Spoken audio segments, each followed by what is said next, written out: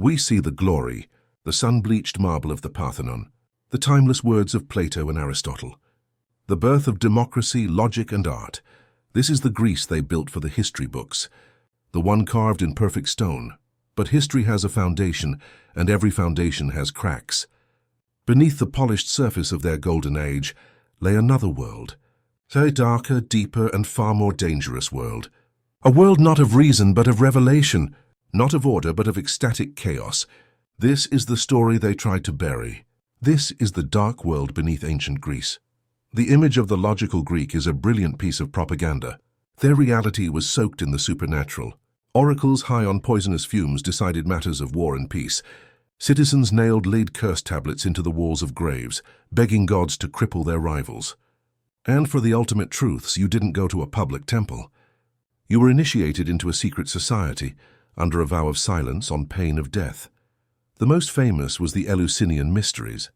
For 2,000 years, everyone from emperors to slaves made a pilgrimage to Eleusis, all seeking one thing: liberation from the fear of death. They called it the epopteia, the ultimate seeing. And then they never spoke of what they saw, ever. The historian Plutarch wrote that the experience was so profound it left initiates weeping with awe and terror. But what could cause such a reaction? The public records are blank. To find the truth, we must look to the shadows and to the science they left behind. This silence wasn't a tradition. It was a system, meticulously enforced by law and religion. An inscription found at the site reads, "It is not lawful for the uninitiated to enter the inner sanctuary." The penalty is death. This was not an empty threat. When the Athenian general Alcibiades was accused of parodying the sacred rites, he wasn't just exiled. He was sentenced to death in absentia. His property was seized, his name cursed. His crime wasn't blasphemy, it was revelation.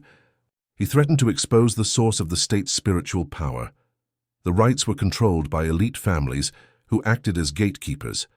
Initiation was a years-long process of purification, leading to one night inside the Great Hall, the Telesterion.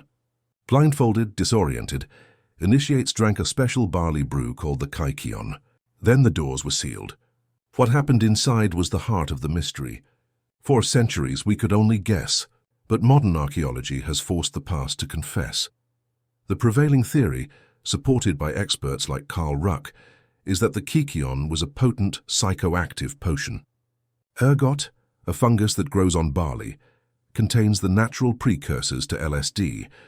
When carefully prepared, it could induce powerful, life-altering visions.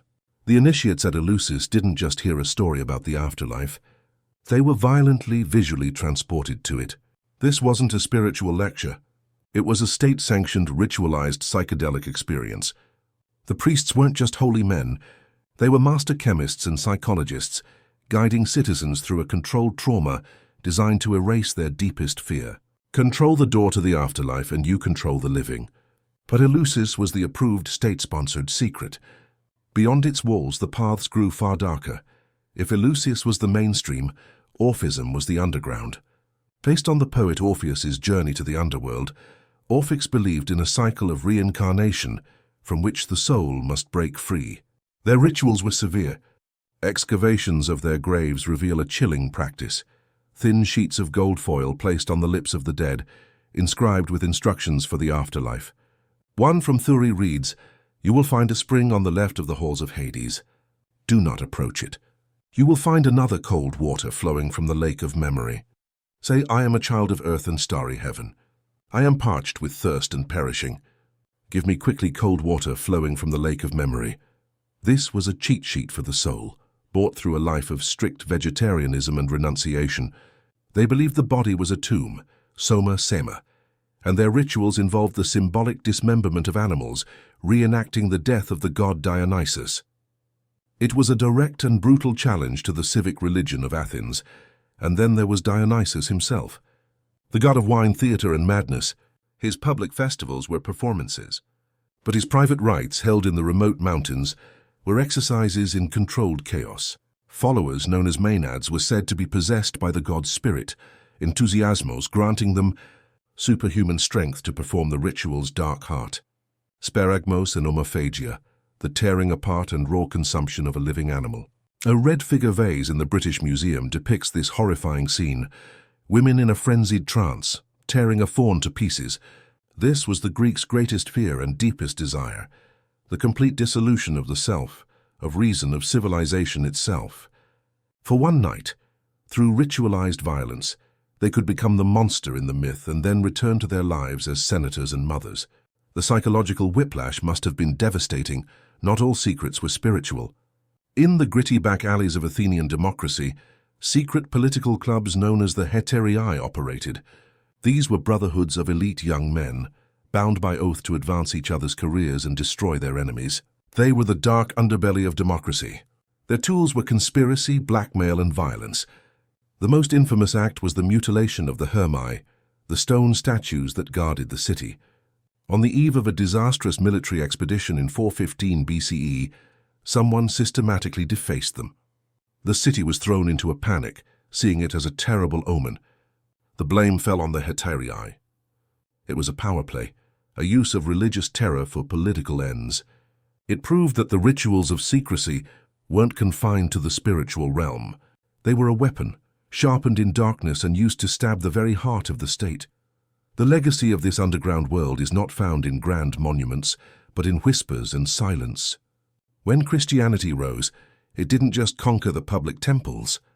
It systematically dismantled the mystery cults. The sanctuary at Eleusis was razed, and its secrets lost to violence, but their ghost remains. In our enduring allure for the secret society, the initiatory experience, the transformative ritual, we still seek to look behind the veil. The story of ancient Greece is not just a story of philosophy and art.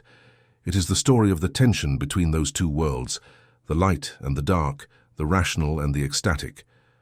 It is a warning that enlightenment often has a shadow, and that the search for ultimate truth can lead to places from which there is no return.